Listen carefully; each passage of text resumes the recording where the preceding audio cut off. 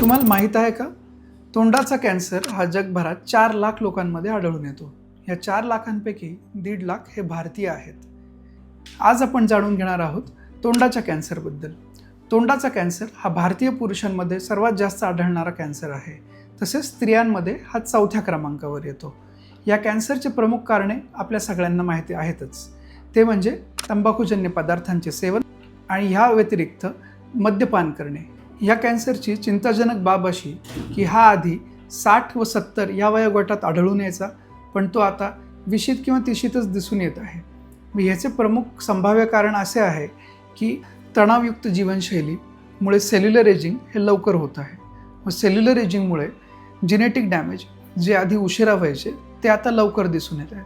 ह्यामध्ये भर पडत आहे ती म्हणजे तंबाखूजन्य पदार्थ सेवनाची. याचा उपाय काय? याचा उपाय म्हणजे तंबाखूजन्य पदार्थ व मद्यपान याचं पूर्णपणे सेवन बंद करणे. त्याच्याबरोबर व्यवस्थित 8 तासाची झोप, स्ट्रेस फ्री लाईफ घेण्याचा प्रयत्न करणे, फळांचं सेवन वाढवणे, भाज्यांचं सेवन वाढवणे, आठवड्याभरात 150 मिनिट कमीत कमी व्यायाम करणे. कॅन्सरची लक्षणे म्हणजे तोंडामध्ये किंवा मानेमध्ये गाठ येणे किंवा तोंडामध्ये अशी जखम होणे जी 2 ते 3 आठवडे उपचार घेऊन सुद्धा भरत नाहीये. आपणास सुद्धा जर अशी लक्षणे आढळून आली असतील तर आपण एशियन नोबेल हॉस्पिटल येथे भेट देऊ शकता.